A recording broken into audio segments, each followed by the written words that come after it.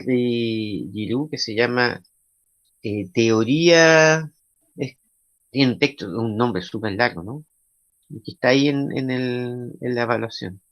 Es Teoría de la reproducción y la resistencia en la nueva sociología de la educación, un análisis crítico, ¿ya? Entonces, lo primero que hay que cachar que ese es el texto, que es un texto re largo, ¿ya? Y bueno, a mí me generó cierta complejidad el cómo evaluar el texto, porque como era un texto tan largo, para que esto no fuera como un control de lectura, o sea, podríamos haber estado mucho rato quedándonos pegados en un montón de materia que tiene este texto. Pero no es así. A mí lo que me interesa en ese sentido es que sepan, en primer lugar, que se trata de un texto complejo, ¿ya? Difícil, ¿ya? Y que aceptemos un poco esa complejidad con cierto relajo, ¿ya? O sea, para disminuir un poquito las cuotas como de ansiedad o de estrés, de, mira, el texto es largo, el texto es difícil, sí, lo es, pero lo que me interesa es ver bien cómo lo vamos a usar, ¿ya?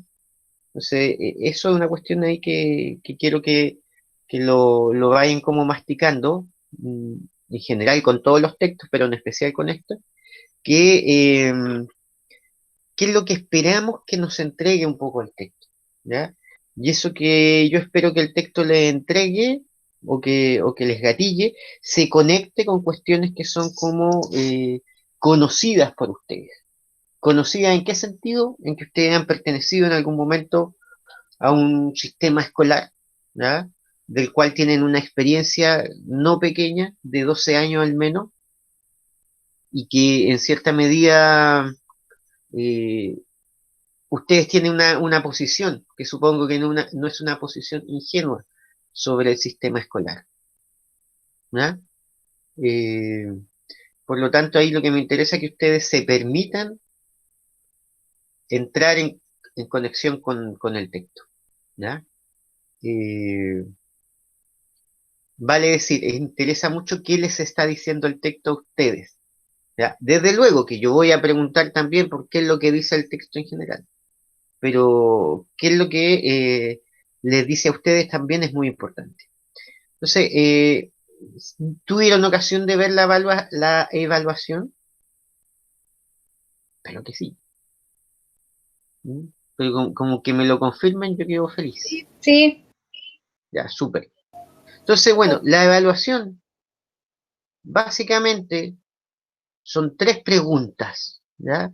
Que se tienen que entregar al 1 de julio, durante esa semana. ¿Por qué al 1 de julio?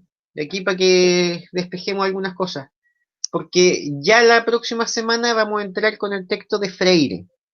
Entonces, la cuestión de las fechas tiene como único fin en este momento que tratar de ordenarnos en los tiempos para que no se nos vaya acumulando el trabajo. O sea, si alguien, por ejemplo, no ha leído el texto del profesor Cabalú y no ha hecho, por lo tanto, la evaluación y no ha visto este texto, ya si le sumamos el texto de Freire, va a tener una frazada muy pesada encima, ¿ya? Entonces, lo que interesa es que ir despejando esto. La mayoría, creo, ya entregó el texto o sea, la primera evaluación del texto de Cabalú. Yo tengo las notas para el viernes, les pido ahí como un poquito de paciencia. Ya voy a tener las notas. Así que la idea es que de aquí a la otra semana ya podamos ir como despejando este texto, que era el más largo, el más aburrido de los tres, les debo decir, ¿ya? Entonces, pero a la vez entrega mucha información.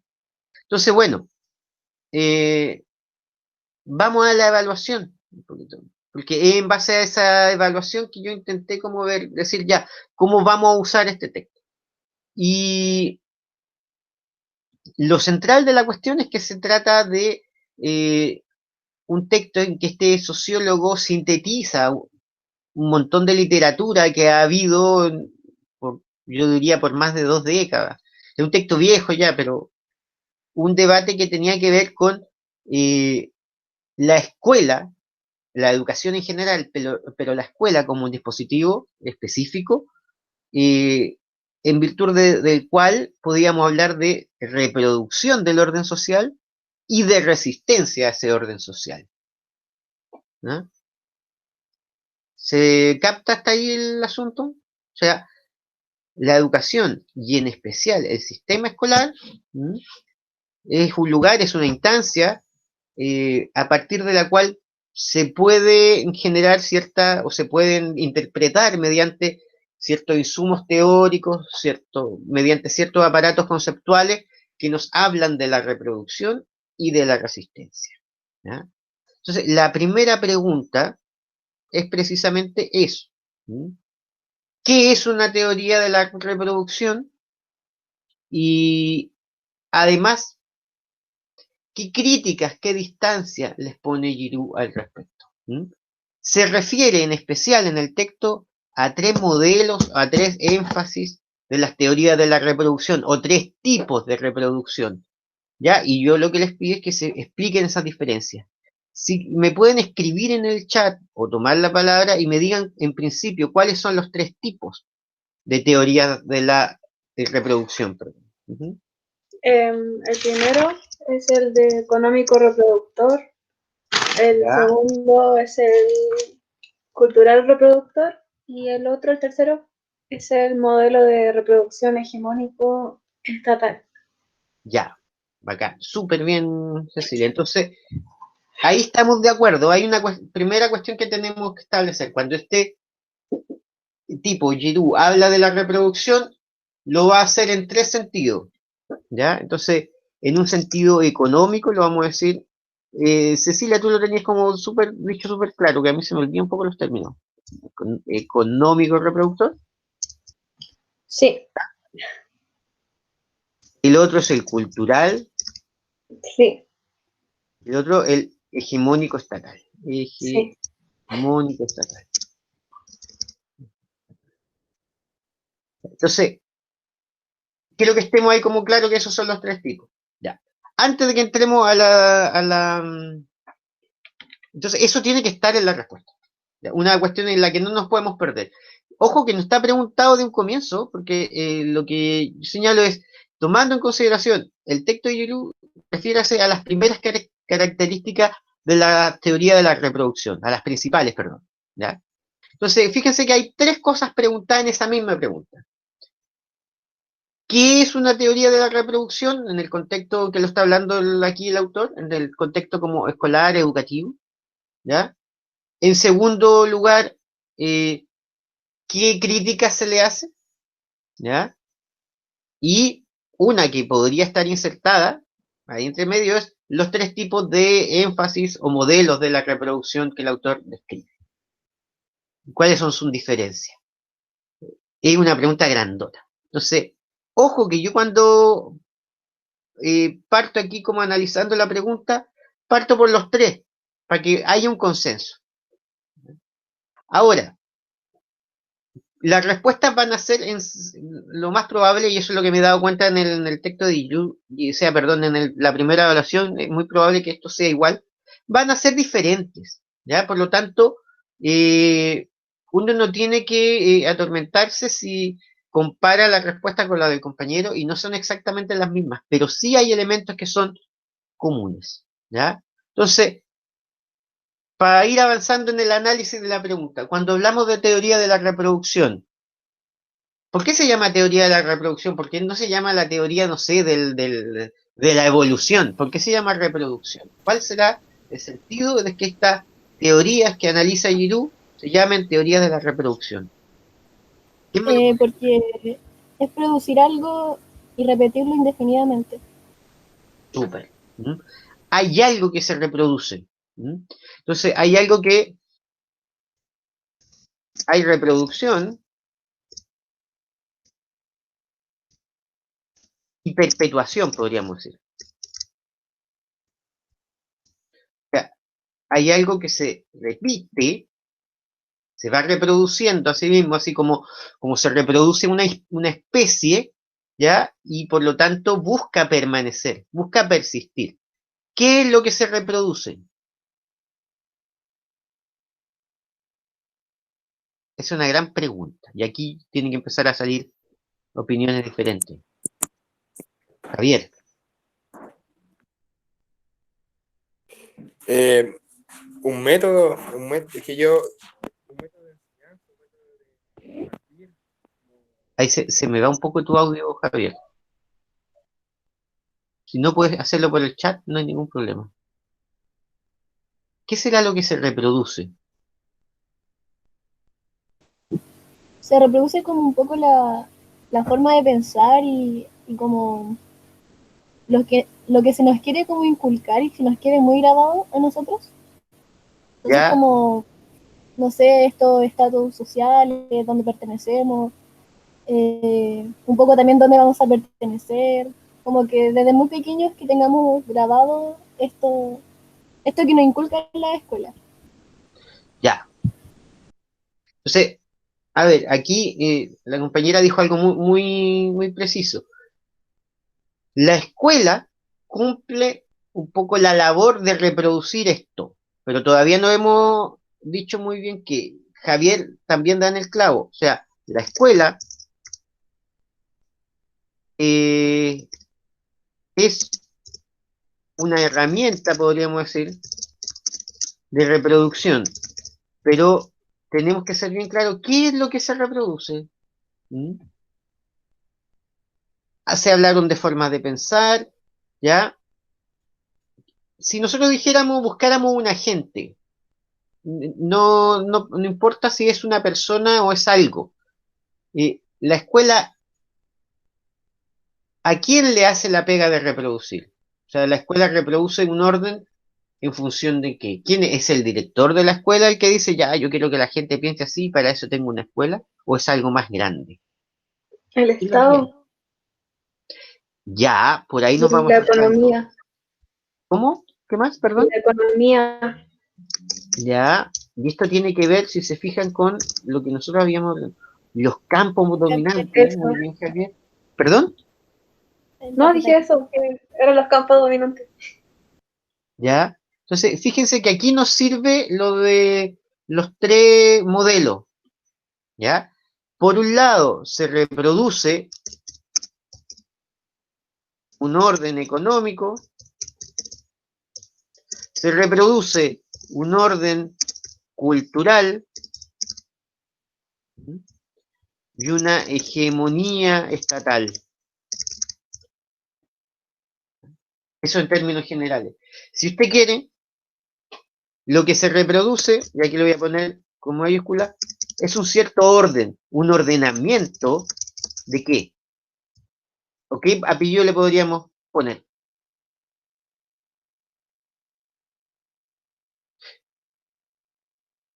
¿Un orden biológico? Social. Ya, súper. Social.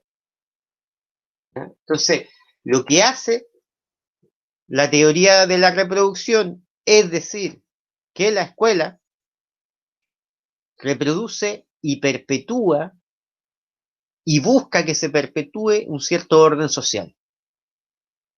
Y hay que caracterizar ese orden social un poquito. Hay que decir, eh, por ejemplo, cuando hablamos de algo social, ¿qué otra categoría o qué otra distinción es importante para entender el funcionamiento de la sociedad?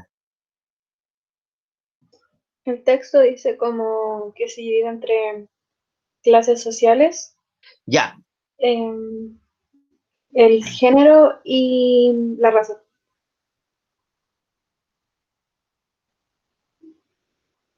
ya, algo voy a decir más, si quiere compartir.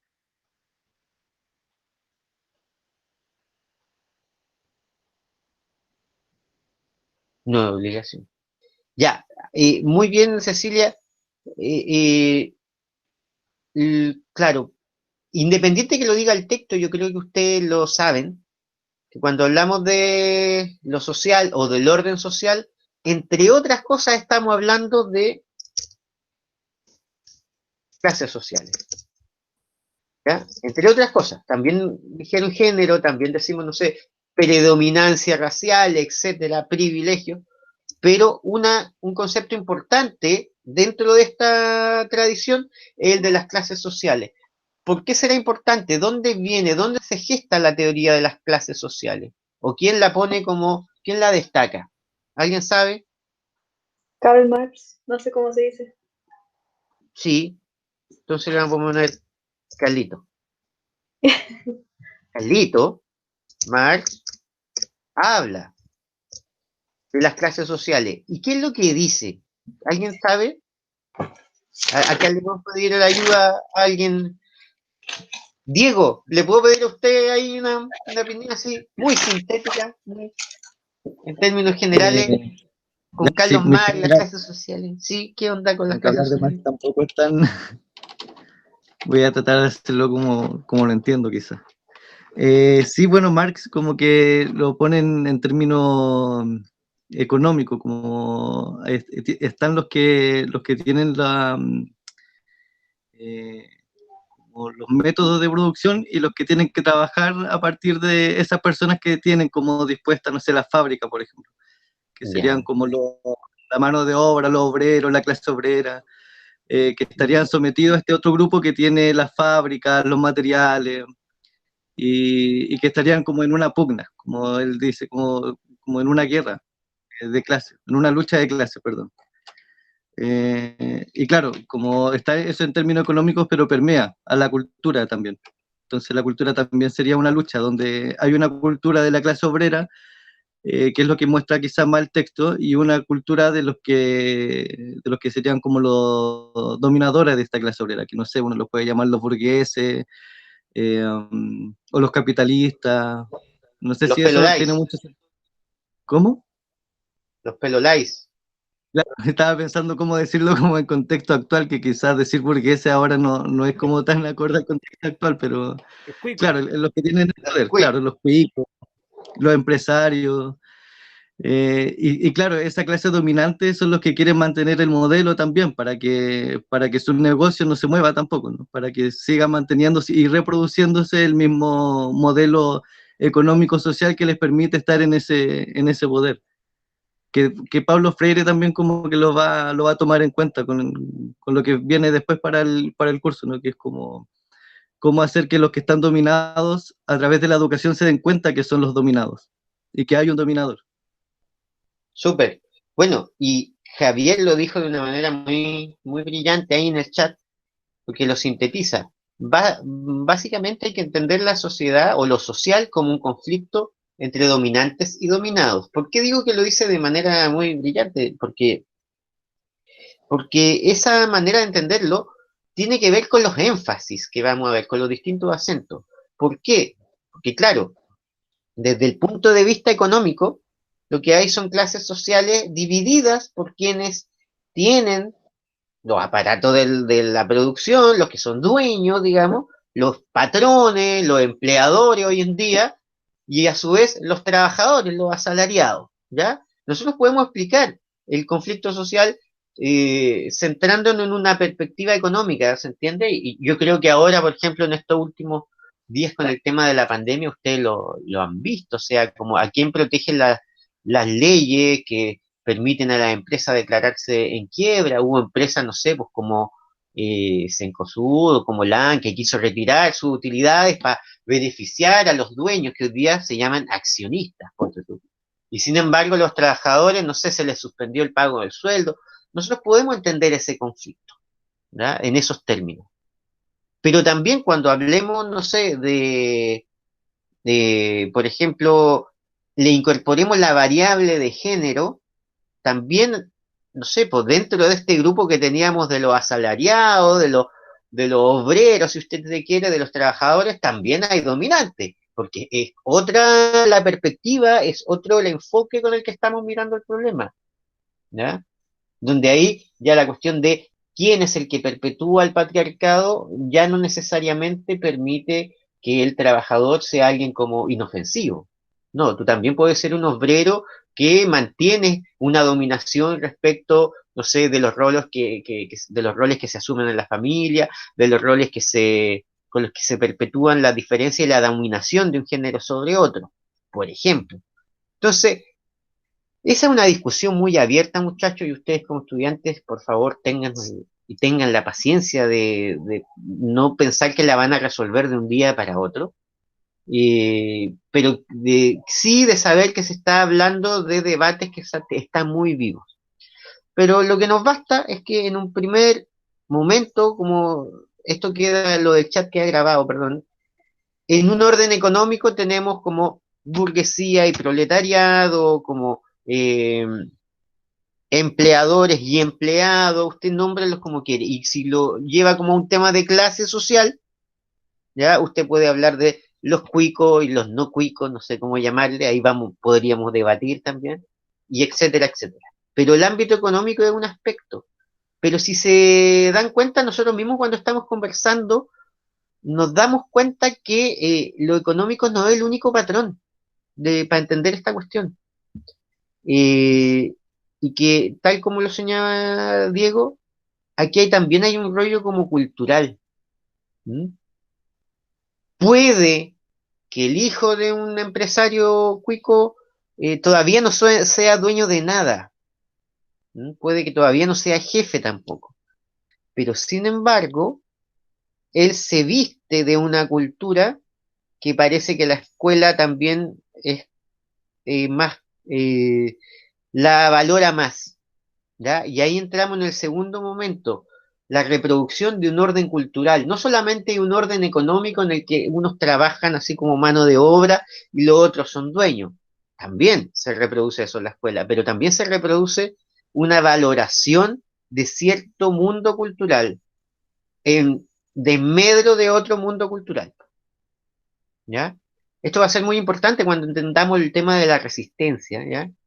Porque lo que hace la escuela también es como premiar en cierta medida cierto ropaje cultural, ciertos modos, cierto lenguaje, cierta manera de hablar, cierta manera de vestir, cierta manera de crear redes que es propio de un sector y que no es propio de otro. ¿Ya? ¿Se entiende hasta ahí el segundo momento? La cuestión cultural. Mm. Sí, O sea, como bien dice, un cuico puede quedar sin plata, pero el que quede sin plata de un día para otro un cuico, ¿le quita inmediatamente su lugar de cuico? Por ejemplo, yo les podría hacer esa pregunta. su quiquez, no, po. ¿Por qué no?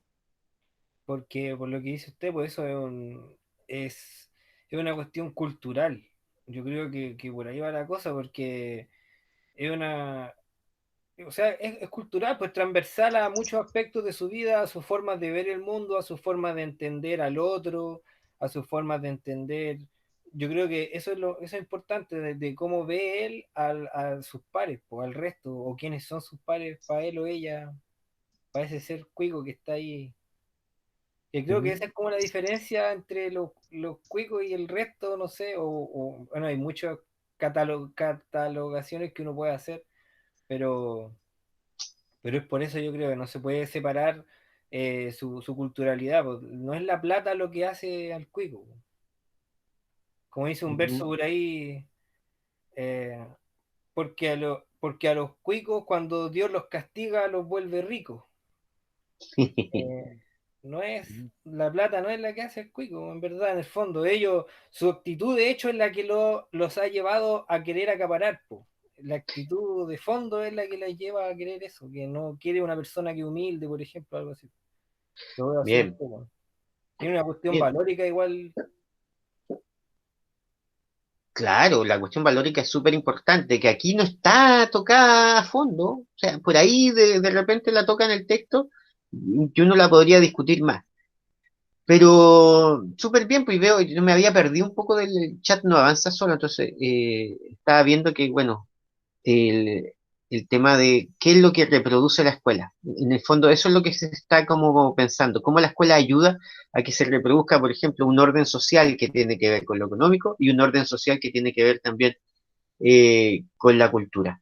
Lo que yo les decía que, claro, son tremendos temas, cada uno de ellos, o sea, el tema de lo económico, como también el tema que estamos hablando recién, o sea, acá en Chile le llamamos los cuicos. ¿Qué es lo que hace un cuico? Un cuico desde cuna, ¿m? ¿ya? O simplemente depende de la plata, depende, como señala, de ciertos valores, de cierta manera de entender la, mm, la cultura, de entender la moral, por ejemplo. O sea, es feo, sería feo para los valores hegemónicos, ¿ya? De una cultura dominante, por ejemplo, como la chilena, una cultura conservadora, con rasgos de cristiandad, con rasgos, no sé, con un apego a ciertas normas morales. Sería feo que un ministro que recién se metía a un cargo tuviera como un pasado oscuro para su sector, ¿ya? Ese tipo de cuestiones son cuestiones que están vivas, ¿ya? Y que están en disputa. Así como tampoco basta con que alguien se arrope de plata, ¿ya? Y acapare y empiece a ostentar para ser, comillas, admitido dentro del mundo de los cuicos. Entonces, ahí hay una serie de cuestiones que son muy, muy relevantes. Quienes se preocupan del rollo de la cultura en el texto son esos dos señores que puso al final, Pierre Bourdieu y Passerón, ¿ya? Entonces, cuando hablemos de reproducción cultural tiene que ver con eso. Y aquí hay un tema súper relevante porque que ojalá en algún momento podamos tocar, ¿ya? Que se trata de que, por lo tanto, todos los sectores tienen cultura. No hay sectores que tienen y otros no la tengan. No, todos los sectores sociales tienen conforman la cultura. La cultura es el modo en que nosotros nos relacionamos, el modo en que nosotros vivimos, ¿ya? Las cuestiones que producimos en torno a eso. Pero no todas las culturas son valoradas, ¿ya? ¿Se entiende? Eso es como lo que, no sé, po, el Bourdieu y el Passerón destacan. O sea, el hablar, no sé, pues como un COA también requiere una cierta habilidad, requiere como adquirir cierta fonética, cierto léxico, cierto empleo. Es un código de lenguaje, pero ese código lingüístico no es valorado en la escuela. No te hacen clase de cómo hablar en COA en la escuela. Sin embargo, si te hacen clase de cómo hablar, no sé, bajo cierto registro, ¿ya? Formal, culto, etcétera. Ese tipo de cuestiones tiene que ver con la disputa. El ¿Mm? COA es tradición oral, pues, profe. Y eso no, la tradición oral no entra en la academia. Claro, pero hay que tener cuidado con pensar todos en la academia uniformemente igual, porque justamente de lo que se trata un poco es ver que al interior de los circuitos culturales hay resistencias también. Entonces, pero lo que sí entendemos y que están adentro del mismo de la escuela, o sea, en las escuelas pasan cosas también que tienen que ver quizás con el mundo no necesariamente el COA, pero con lo que vamos a llamar la contracultura, o sea, fenómenos de contracultura que son igualmente valiosos, pero que no necesariamente son premiados en la escuela. Eh, yo no sé si les puse un ejemplo en algún momento. En San Miguel, en el Liceo Andrés Bello, hubo un momento que en una clase de filosofía, yo soy profe de filosofía también, pero hubo una clase de filosofía en que el profe, no sabemos por qué, con qué razón, apelando a qué rúbrica, apelando a qué planificación, pensando en qué contenido académico, en qué tipo de aprendizaje esperado, le permitió a tres alumnos, González, Narea y Tapia, que salieran a cantar en la sala. Y ahí salieron los prisioneros. O sea, yo siempre pienso, y si este viejo hubiese dicho, no, sabéis que no, vamos a pasar Platón, así que ¿dónde está el trabajo? Y no los deja salir, y estos cabros se hubiesen frustrado, cabros de tercero, cuarto medio. Hubiesen dicho, viste, estamos puro weyando, no vamos a salir nunca.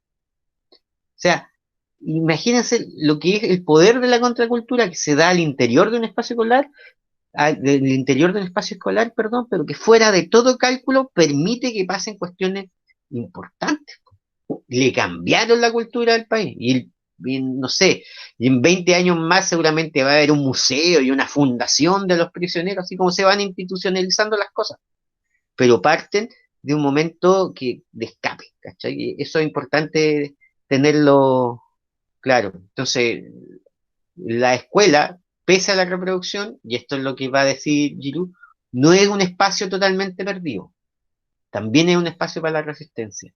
Hay que tratar de entender. Ya, finalmente la cuestión de la hegemonía estatal tiene que ver con otra lectura del marxismo, ¿no? Que es una lectura como eh, podríamos llamar actualizada, una versión actualizada del marxismo, que es la del Antonio Gramsci, sí, que lo que dice que hay disputas por la hegemonía, por campos que empiezan unos a superponerse sobre otros, sobre ciertas temas, sobre ciertos acentos que empiezan a ocultar u otros, ¿ya? Oiga, Sobre ciertos valores. Sí. yo tengo una pregunta, una duda que en verdad no sé qué tanto al caso o qué tanto nos puede desviar, pero Ujú. que me surgió la duda ahora recién de hasta dónde llega el término cultura, que no sé, por ejemplo, en Chile, ¿qué sucede? Hay una cultura que donde conviven, por ejemplo, cuico, flight, clase media, entre comillas, y la cultura es donde esas tres convergen o más actores, o la cultura es de un sector, la cultura se habla de otro sector, tiene otra cultura, algo así, como más micro. Como acá cuando uno dice cultura, porque uno dice cultura, más o menos lo entiende, pero como para definir el término que no lo tengo muy claro quizás. Es tremenda pregunta, José Tomás. O sea, no es que te la agradezco, porque no es que nos desvíes, sino que profundiza ahí. Lo que pasa es que no sé si tiene una respuesta muy definida, pero yo te respondería que la cultura está en todos los sectores. O sea, y la cultura está en la interacción de un sector con otro. Y que por lo tanto la cultura está en formación, ¿ya? Claro, lo que justamente está diciendo aquí Giroud es que de todo ese abanico cultural que hay, la escuela solamente le interesa ciertos valores, ¿cierto? Los valores hegemónicos, ya que estamos hablando del modelo de la hegemonía. Y lleva al molino del Estado, por ejemplo, no sé, que nosotros tenemos que manejar muy bien el español. Ahora puede ser una cosa como obvia, pero cuando se estaba instaurando, institucionalizando la educación en Chile, había grandes masas de la población que no hablaban el español. Y sin embargo, culturalmente se adoptó el español como una lengua hegemónica. Pero lo que hay bajo de eso es una lucha. Entonces, la pregunta que se toma es muy interesante, porque uno puede encontrar, por ejemplo, no sé, en la cultura popular expresiones que justamente tienen un valor cultural. Lo que pasa es que ese valor no necesariamente está metido en la escuela. O sea, aquí yo sé, por ejemplo, que hay varios estudiantes de música. Yo les podría preguntar, qué sé yo, no es para ser atado, pero en qué parte de la malla curricular ven cómo se hacen bases para hip hop? Y lo más probable es que no tengan un ramo donde ven cómo se hacen bases para hip hop. O no sé, elementos básicos para el freestyle, que analizaban como la estructura del menor, así, qué sé yo, de algún freestalero conocido, ¿ya? Y sin embargo, eso es parte de la cultura igual, pues. Entonces, la cultura es algo que está en disputa igual, siempre. Y eso es una cuestión que hay que entender, ¿ya? Entonces, pensar que la cultura es algo que está como momificado en el museo, eso es lo que hay que como sacarse. Profe, Bien, sí, por favor.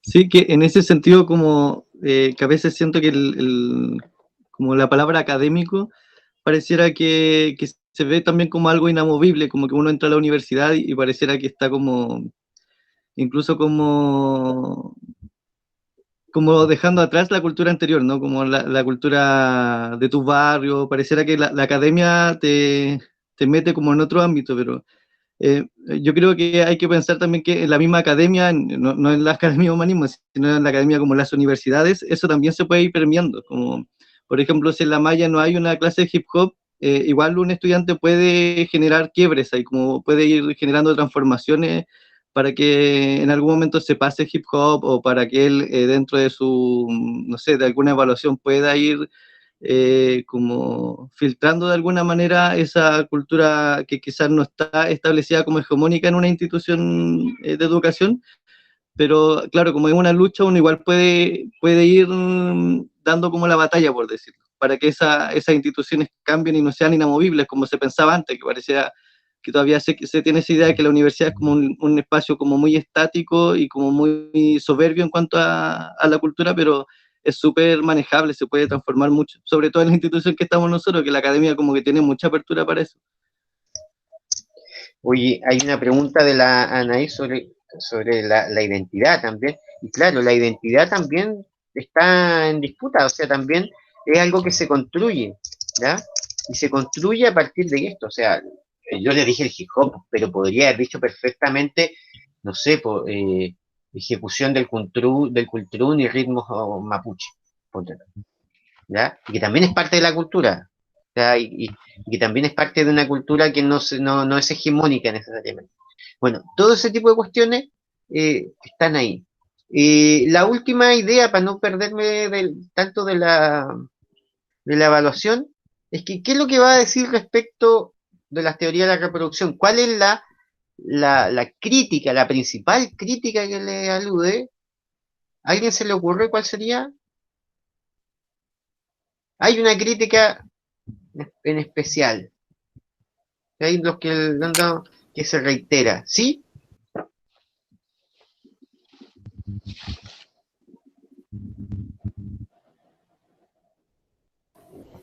Según la reproducción, como que el funcionamiento de la escuela está en beneficio de los intereses del capitalismo. Y como Ya, que pero deja un poco de lado la cuestión principal. ya la crítica, porque a ver, intentamos una cuestión.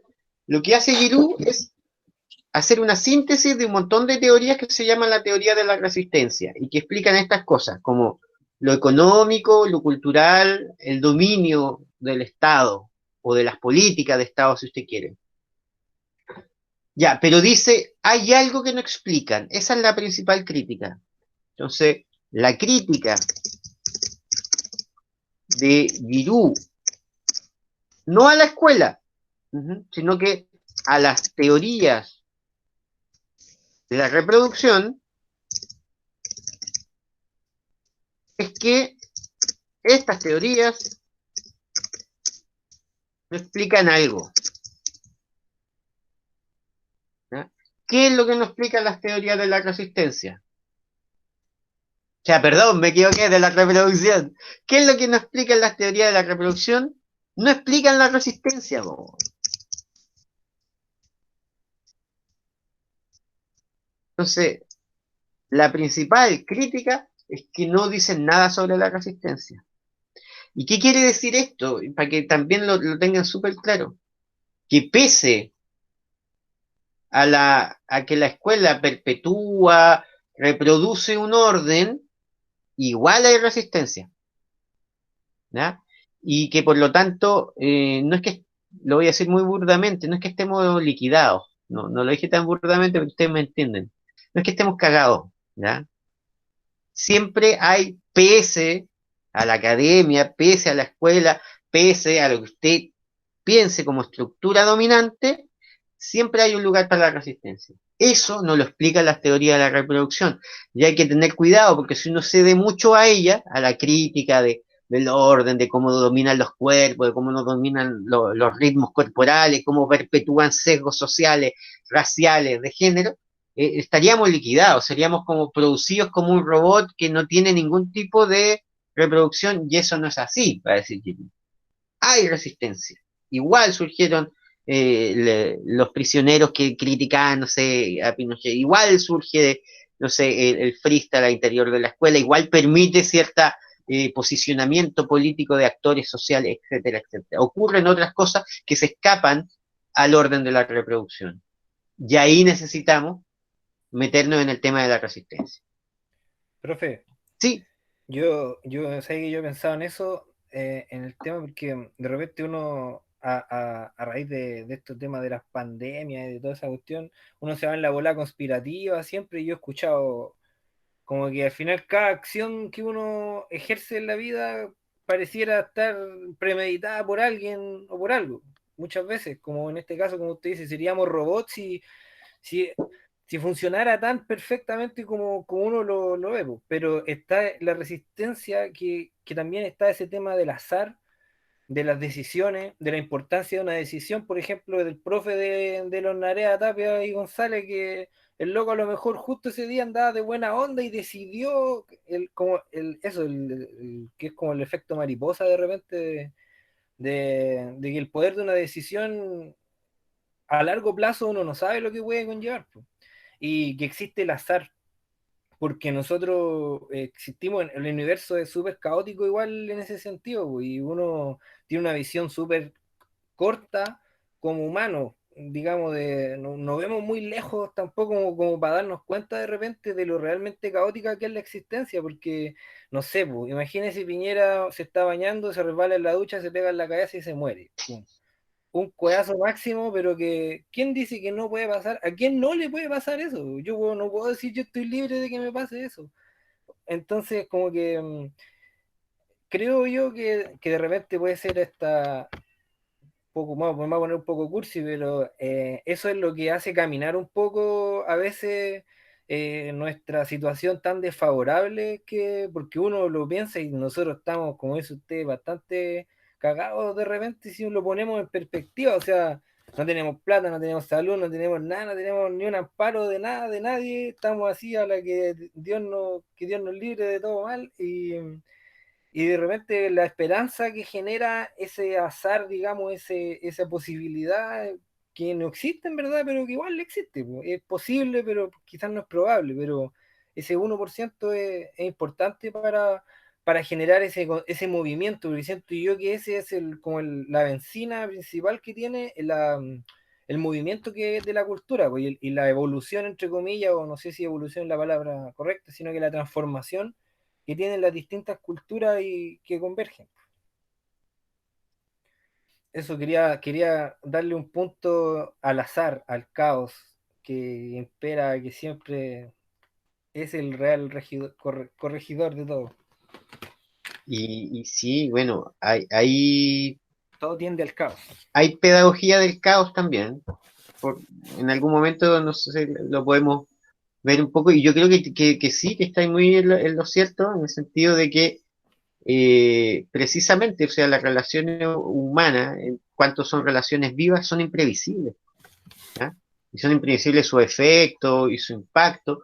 Por eso yo, por ejemplo, cuando yo he guiado hartas veces como prácticas profesionales en escuelas, ¿ya? En escuela que sea en Recoleta o acá en Quintero o en otros lados, siempre le digo al estudiante, ojo que estáis haciendo algo súper importante, porque siempre al profe lo tira un poco para abajo, no, es un vulgar profe, no tiene nada, pero no, el profe puede estar haciendo algo como muy, muy relevante porque no calcula su impacto y puede ser ese impacto tremendo, decisivo.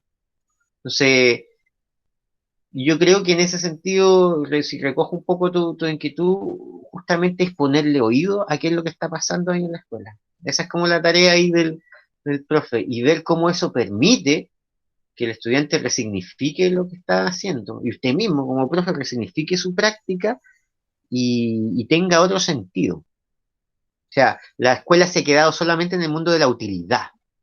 O sea, si usted le pregunta a toda la gente que va al colegio la utilidad como más inmediata, la escuela es para poder después ir a estudiar, después para tener una pega mejor y ganar plata. Y todo se cierra ahí. O sea, y por lo tanto la cuestión sería como si nosotros tenemos plata y ya no hay ni que estudiar ni que nada. Pero eso es una pregunta por la utilidad, por por lo más inmediato. La pregunta por el sentido es diferente. Y la pregunta por el sentido tiene que ver con qué mundo podemos habitar a partir de lo que hacemos. El mundo es un mundo de significados que se los damos nosotros. Y ese otro cuento, ¿ya? Y, y usted puede decir, yo soy profe porque yo estoy, no sé, me tomé todo el cuento de las pedagogías críticas y lo que estoy haciendo es cambiarle el mundo a otro, o ayudarle a cambiar el mundo a otro. Y ya cuando te dicen, ¿qué fuiste a hacer hoy día? Fui a cambiar el mundo, no fui a hacer clases. O sea, que hice lo mismo, pero en el fondo el sentido de lo que hacía es muy diferente. Y ahí hay otro tema que ojalá podamos, yo me entusiasmo como ven, pero me gustaría que después pudiéramos como conversarlo más largamente. Perdonen muchachos, voy a la pregunta 2 con cierta velocidad para pasar a la tercera. Sí, eso tiene que ver con la resistencia. Lo que ha hecho este ñato Giroux es como tratar de domesticar la idea de la resistencia, ver cuándo efectivamente las prácticas docentes o escolares se integran en lógica de resistencia. Lo que decía eh, recién Diego tiene que ver con eso, con que alguien de repente proponga un taller de hip hop o de algo que no está dentro de la malla curricular, ese es un espacio de resistencia, ¿ya? Y que se puede dar. Lo que tratan de hacer estos sociólogos es discutir respecto a qué elementos son propios de la resistencia y qué elementos son propios como de la pura oposición. Que a eso de eso se diferencia la resistencia, de la pura oposición. La oposición es llevarle un poco la contra, pero habría que discutirlo. No estoy tan seguro de si la oposición es parte, no carece de un valor también. Les pongo un ejemplo, yo empecé a hacer clase, para que me vayan cachándose, el año 97. Mi primera vez como en una sala de clase así de profe fue el año 97. En ese tiempo, por lo mismo el rollo como del rap de ese tiempo, tiro de gracia, viejo, ¿cachai? La moda era el pantalón ancho, entonces los cabros con uniforme, el pantalón ancho. Y había toda una política de perseguir el pantalón ancho. Una estupidez. Una estupidez sobre todo cuando uno lo ve 20 años después, que la política de inspectoría en todos los colegios era perseguir el pantalón pitillo. O sea, pasamos en alrededor de, no sé, 15 años de pelear por el pantalón ancho a pelear por el pantalón apretado. Entonces, uno puede decir, claro, ahí hay oposición por parte de los escolares que les ponen una norma y ellos la desafían. Quizás desde la teoría de la, como lo tematiza Giroux, eso es pura oposición, es puro conflicto así sin mayor consecuencia política. Pero yo no sé, yo creo que eso se puede discutir. Yo creo que hay un valor en aprender a desafiar la autoridad también. O sea, lo que está aprendiendo el cabro, que se apitilla el pantalón, es también es desafiar un cierto orden, una cierta norma, ¿ya? Y no es casualidad. Por lo tanto, que muchos de los últimos conflictos sociales en Chile hayan estallado en la instancia escolar, en esos como paisajes en la escuela. ¿Mm? Que hayan sido, no sé, los cabros que hayan saltado el torniquete. ¿Ya? O sea, ahí esta teoría de la reproducción, perdón, de la resistencia y de la oposición en la escuela es interesante también. Entonces, la segunda pregunta tiene que ver con eso. Ya, última pregunta, para no quedarnos tanto tiempo aquí. Voy a ver si puedo, ¿cómo se hace esto? Miren, ¿vieron el video? Esa es la pregunta que mandé. Sí, Ya, lo veamos una vez más por si hay alguien que no lo haya visto. ¿Ya? O si hay alguien que no lo haya visto acá, ponga yo. Yo no lo he visto, profesor, disculpe. Ya, no se preocupe, lo vemos al tiro.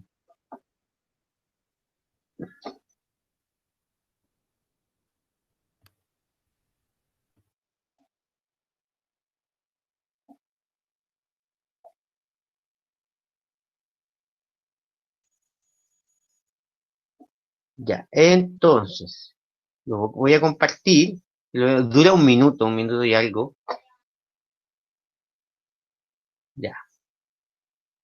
Entonces, eh,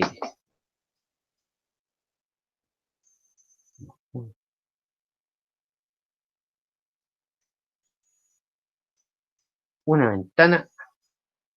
No, voy a compartir toda mi pantalla. Entonces ustedes ven ahí mi pantalla, ¿verdad? ¿No? No, ahora no. Ahora sí. Ya. Ahora no. Ahora sí. ¿Se ve ahí? Sí. Entonces, pongo el video.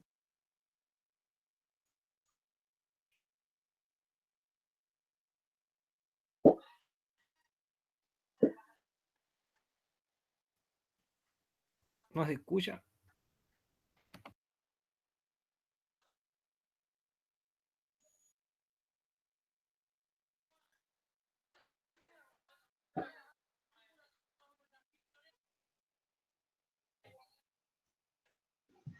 No se escucha.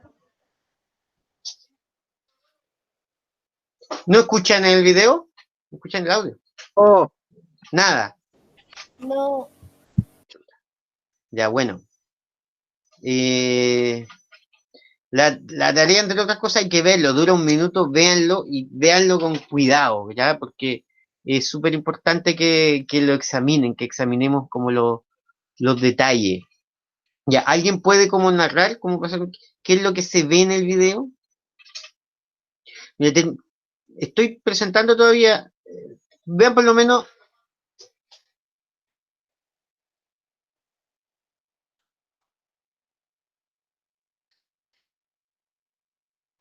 Por lo que recuerdo le había ido mal en la prueba, entonces le van a reclamar al profe, pero muy mal.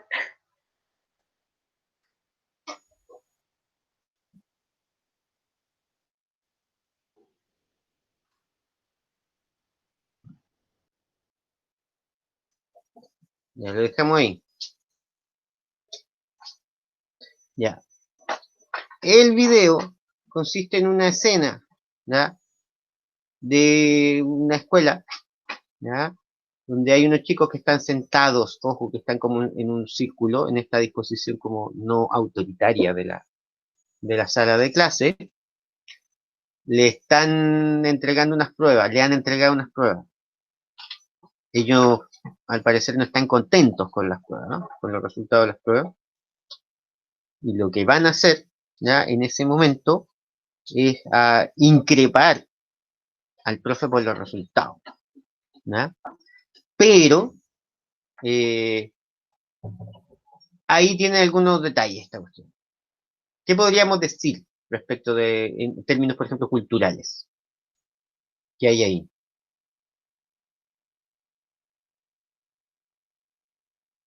Repito, a ver, porque ellos no dicen, oh, vamos a ir a pedirle explicaciones, profesor, ¿dónde está su rúbrica? No, no lo dicen así. Le dije, ay, cochino culeado, le vamos a darle cara. ¿Qué weá? ¿Por qué pusiste esa nota? No son una gile, ¿qué más de rayo la cara? Eso dice. Ya, eso es lo que dice el, el video. Entonces, fíjense que ahí tenemos varias cuestiones que si uno las ve con cuidado una y otra vez, empiezan a aparecer y empiezan a conectarse con algunos elementos del texto. ¿Alguna opinión? ¿Algo que quisieran? Sí, hubo harta gente que habló de la primera escena del reemplazante, ¿ya? Cuando el chico ficciona como que apuñala al reemplazante. Pero es una ficción. Eh, una gran pregunta sería aquí, ¿esto es una ficción? No parece ser una ficción, profe, porque o sea, los cabros se nota por la cara del profe, el profe se ve urgido igual, po, y vi otro video recién que me puse así en YouTube, y hay otro donde le prenden con unos Una pelota de petardos ping-pong. al mismo, claro, ahí debajo de la mesa, una bomba de humo. Y Sí, como que, y el profe se para y se va de la sala, po. Como que los locos, al parecer le hacían como bullying al profe donde él era como piola y eso pasa porque yo creo que tiene que ver con eso el deseo del oprimido de convertirse en el opresor, de repente se ve un poco reflejado ahí en esa actitud.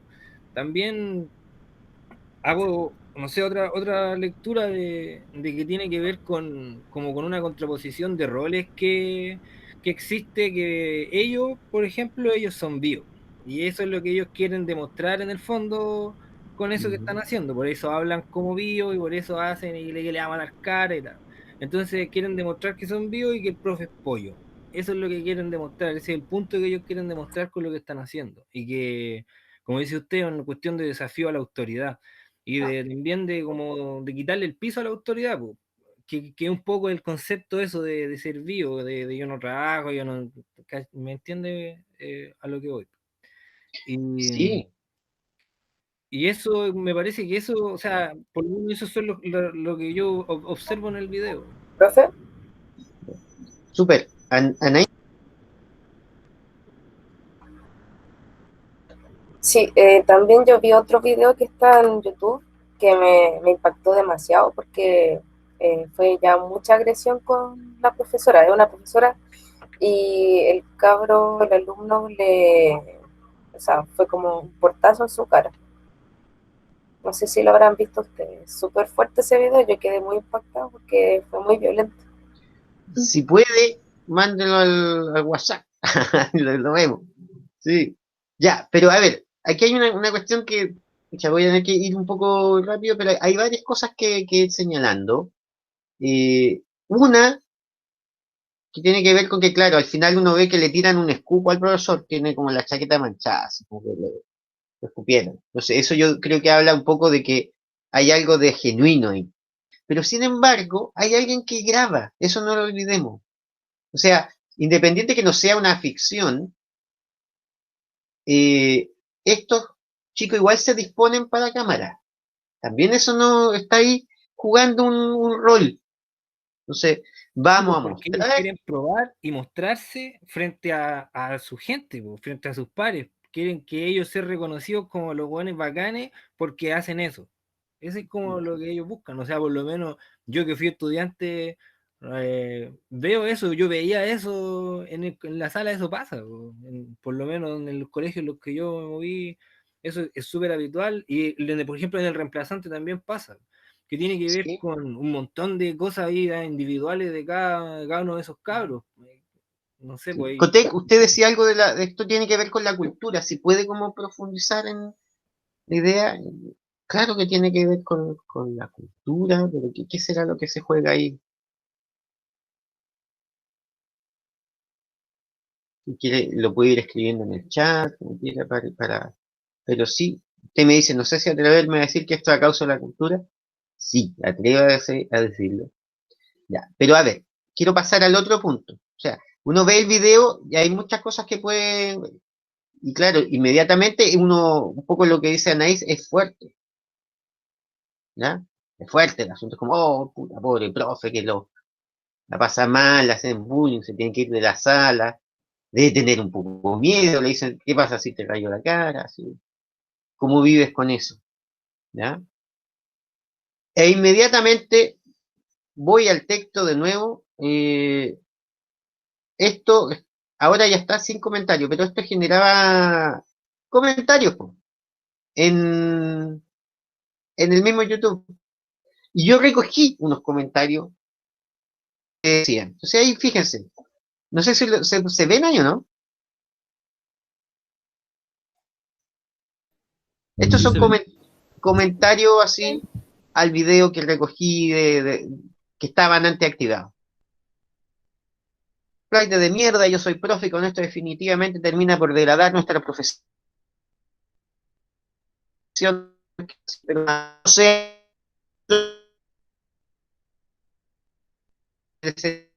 por favor, no es culpa de la sociedad, basta de victimizarlo. No son pobres, son flight y asquerosos.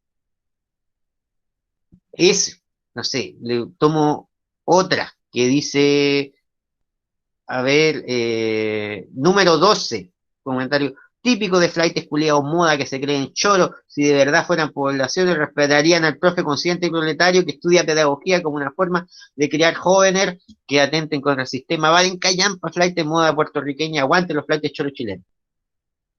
Así hay 12 comentarios, había como 100, ¿ya? Y que tienen diferentes acentos. Vamos a los comentarios ahora. ¿Qué tienen en común los comentarios, quizás? Piensen en las redes sociales, cuando alguien aparece una cosa así. que se viraliza y la gente reacciona. ¿Qué tienen en común esos comentarios? Juicio. Yo creo que tienen en común el hecho de que la culpa lo tienen los flight. O sea, que ellos tienen toda la culpa. ¿Sí? Como que los basurean, los tratan súper mal. Pero como que no empatizan quizás con su contexto social. Pues. Quizás en qué situación viven. Sí, o sea, muy bien, Anaís, tiene que ver con eso. O sea, y a esto quería llegar como para ir. Estos comentarios están hechos, como se dice vulgarmente, desde la guata. Son reacciones casi inmediatas. Muy llevadas por la rabia, muy poco meditadas, muy poco, eh, muy poco reposadas. ¿Ya? O sea, obviamente que esa situación es problemática, es compleja. El profe al parecer la pasa mal. Yo no sé si ellos lo pasan tan bien con eso. ¿Verdad? Un video súper viejo ya por lo demás, tiene más de 10 años. Habría que ver qué rumbo tomó todo esto. Pero eh, básicamente, y esto como para guiar, hay comentarios que le echan la culpa como al profe. El profe no puso mano dura, no se supo imponer, culpabilizar al profe, y esto puede tener como dimensiones o hacerse en un léxico técnico, no tuvo dominio de curso, falló su metodología, no fue innovador, que es una manera de decir que el pobre profe no capturó la atención de los alumnos, ¿ya? Eh, Fíjense que eso es una manera de mirar el tema. También está echarle la culpa a los mismos estudiantes, que no saben hacer las cosas, que son desafiantes, que se creen vivos y no son vivos, etcétera, etcétera, etcétera. ¿Ya? Lo que yo les pido es que ustedes, de alguna manera, hagan un comentario, pero reposado. Ustedes tienen elementos, son estudiantes de pedagogía que están pensando esta cuestión más allá de lo que les produce visceralmente. Yo les doy un ejemplo. Uno podría decir, hay comentarios que dicen, yo lo he hecho de la sala. Perfecto, lo puedo echar de la sala. Si los sigo echando de la sala, ¿de dónde los voy a echar? De la escuela los puedo echar. Los puedo marginar del sistema educativo. La gran pregunta es, usted como estudiante de pedagogía, que se leyó el texto de Giroud y el del profe Cabelú, usted sabe que si los echa del colegio, no soluciona el problema. Al Profe, parecer, ¿sí? es que también encuentro que existe como una lógica punitivista, como el castigo constante a los errores que se cometen, pues. Como que al final no existe un hecho, no se quiere leer más allá de, se busca inmediatamente el castigo como única solución al problema. Ya, sí, me parece. O sea, nuestro amigo Foucault, no sé si lo conocen, nuestro amigo, y cachan a Foucault, Sí, ya, Foucault dice que, Más o eh, menos. que la escuela se hace cárcel. Lo dice por algo, no lo dice de pesado,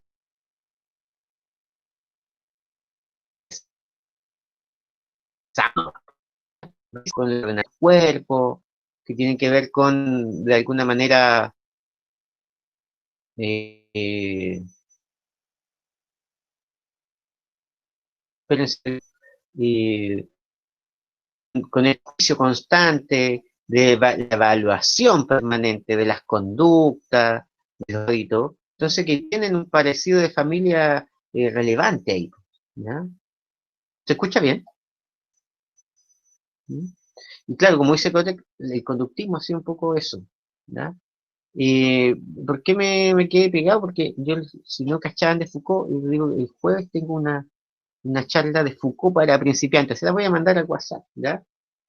Para los que quieran estar. Y cierto, pues, claro, la escuela trabaja es una institución disciplinaria, así lo va a llamar Foucault. La escuela, la cárcel, las fábricas, los hospitales son instituciones disciplinarias, ¿ya? Que de alguna manera regulan el comportamiento de los individuos, forman tipos de sujetos que son obedientes, que introyectan ciertas normas, que se reconocen con ciertos valores, etcétera, etcétera, etcétera. ¿Ya? Entonces, eso es una cuestión que, por supuesto, que genera como un rollo, pues, porque en el fondo hace que las escuelas sean, en definitiva, aparatos de reproducción que son muy parecidos po, a lo que nosotros podemos hacer después en el trabajo. ¿Mm? A ver, voy a ver si les puedo mandar ahora este cuento. Sí, mi computadora anda, pero un poco lento. Ya. ¿Qué es lo que yo quiero que de alguna manera que mediten esto? ¿Ya? Y hagan un comentario más extendido, unas 10 líneas, unas 15 líneas, media plana, lo que habíamos comenzado un poco con Diego, ¿ya? Media plana, ¿ya? Y en cierta medida, o una plana entera, pero que en el fondo se note que usted está reflexionado sobre esta cuestión y que sea apropiado de ciertas teorías para hacerlo, o de cierto análisis más que de cierta teoría. No sé cómo mandar archivo aquí. Bueno, se los voy a mandar por la otra cuestión, por el WhatsApp. ¿Ya? Pero, a ver, les voy a dejar de presentar y les voy a presentar la última cosa. De aquí los dejo tranquilos.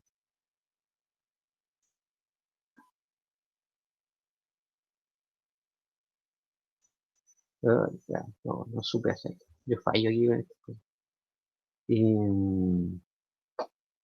Pero bueno, la cuestión es que eso es la tercera parte de la evaluación. ¿Ya? Entonces, lo importante aquí es que ustedes, y aquí lo digo muy a título personal, sean capaces de conectar esto que han leído, que puede sonar muy distante, en relación a cuestiones que ven ahí. O sea, podemos pensar que efectivamente aquí hay una cuestión económica detrás, o sea, podemos pensar en el sueldo del profe, ¿ya? Podemos pensar, no sé, en la infraestructura de la escuela, podemos pensarlo en términos culturales e incluso hegemónicos, qué es lo que qué es lo que se está discutiendo, qué es lo que hay una nota que a ellos no les gusta, ¿no? Hay cuestiones como de violencia metidas también, de lo que se llama también la violencia simbólica de la que habla Bourdieu. ¿Mm? En el sentido que, ojo, claro, tú puedes decir, son violentos estos chicos, sí, pero estar en un lugar encerrado 8 horas, con un descanso de 1 hora y cuarto para almorzar, también es violento. ¿Ya? Entonces, ese tipo de cuestiones se pueden ir discutiendo que ojalá aparezcan en su respuesta. Ojo, que no se trata simplemente de defender a los niños, ¿ya? Porque yo creo que aquí hay una situación en que se la está pasando mal y que hay que mejorar. Y que eso es lo más relevante, ver hacia dónde apuntar. No se trata tampoco de una solución únicamente, pero sí un comentario. Y ojo que los comentarios son tan dignos eh, de escandalizarse, de impactarse, como la situación misma. No sé si se entiende. O sea, cuando nosotros leemos comentarios que dicen, por culpa de estos hueones no hay educación gratis en el país, ¿Mm? ¿Mm?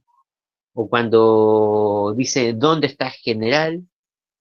Esto es lo que se llama futura mano de obra barata. Lo que tú puedes darte cuenta ahí es que lo que dicen las teorías de la reproducción o las teorías que realiza Giroux, igual tienen un asidero, son recogidas por la gente. De alguna manera interpretan esta cuestión. Le tratan de dar un sentido o un no sentido. Así que eso es lo que yo pido que hagan. Pueden, desde luego, hacer todas las consultas que estimen pertinentes al WhatsApp, revisar lo que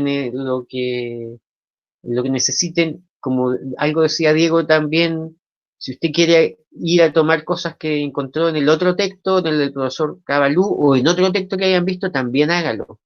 No hay problema, ¿ya? Lo puede ir incorporando. Eh, mm, pero aquí lo que yo les pido, en el fondo, es que este texto les haga un cierto sentido y para analizar cuestiones como esta u otras, ¿cachai? Que con las cuales ustedes ya tengan otras herramientas para pensar. Diego, por favor, le doy la palabra un rato antes de que quiere señalarle algún comentario, indicación. Sí, no, creo que, bueno, lo que acaba de decir, que la idea igual es que el texto del profe Fabián no se quede solamente en la evaluación anterior, sino que igual nos apropiemos de repente de los conceptos que hemos ido aprendiendo. Quizás no son como una obligación, pero sí para dar cuenta que lo que vamos aprendiendo va sumando, ¿no? No que se aprende para la prueba y después se olvida. Y lo otro es que los miércoles yo estoy en tutoría, así que alguien tiene consultas sobre cómo hacer el comentario crítico, sobre cómo escribir la respuesta, si tiene dudas desde ortografía hasta los conceptos del texto, voy a estar ahí en el horario de siempre por si alguien lo necesita. Eso.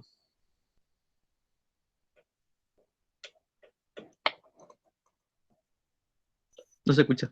Ahora sí, eso más que nada, no sé si hay alguna duda, comentario. ¿Se creen ahí que están como para enfrentar la evaluación? ¿Qué creen? Hay que tenerse fe nomás. Sí, profe, vamos. Ya, pues. Con fe en el caos, que la suerte... Sí, absolutamente. Yo tengo pura fe en el caos. Sí, en que se va a caer y no va a poder revisar las tareas. No, Pura fe que se por le va a eso cortar la luz justo ese día. Hay que entregar. yo tomé como que usted dijo, puso el ejemplo Piñera, la ducha, yo no me baño con lo mismo, así que evito caerme. Por seguridad, digamos. Claro, por eso, ya, sí. Bueno, así que eso, muchachos, yo quedo ahí como a disposición, espero que les haya servido este comentario como de la evaluación. Hay otro, este igual lo voy a mandar, lo voy a subir, pero en el fondo yo creo que es importante, sí, y en esto me meto un poco con la labor de Diego, que ustedes lo vayan preparando, lo vayan ejercitando y si quieren le muestran algún comentario, cosa que más o menos vayan teniendo una pequeña retroalimentación.